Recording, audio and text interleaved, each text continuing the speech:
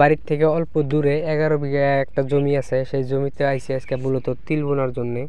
এই বস্তার মধ্যে দেখতেছেন এগুলো হচ্ছে তিল। এই তিলগুলো আজকে মূলত বুনে দিব। তিল বুনতে মানে আমি বুনবো না, বাবা বুনবো। মানে এই তিলগুলো আমি ফালাই না, আমি আরো ফালাইতেও পারি না। মানে যেগুলো বুনে দেওয়া লাগে ওগুলো বাবা বুনে, আর যেগুলো রোপণ করা লাগে ওগুলো মূলত আমি করে থাকি। তো বাবা হচ্ছে তিলগুলা বুনে দিতেছে। এর আগে এই জায়গায় পাট ফালাইছিলাম, মেষ্টা পাট ফালাইছিলাম, প্রচুর পাট হয়েছিল, কিন্তু এক সাইড দিয়ে মানুষের গরু ছাগল দিয়ে মানে খাওয়াইয়া 2 বিঘার মতো পাট কাটতে পারি নাই।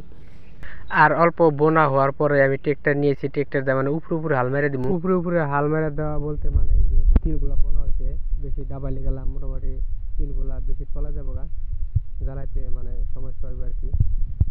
তো আমার ক্ষেতের লগে একজন রবার বাগান করছে। তে অরিজিনাল রবার দেখেন, এগুলো হচ্ছে অরিজিনাল রবার, একদম গাছের থেকে কাইটা মোটামুটি বাই করছে।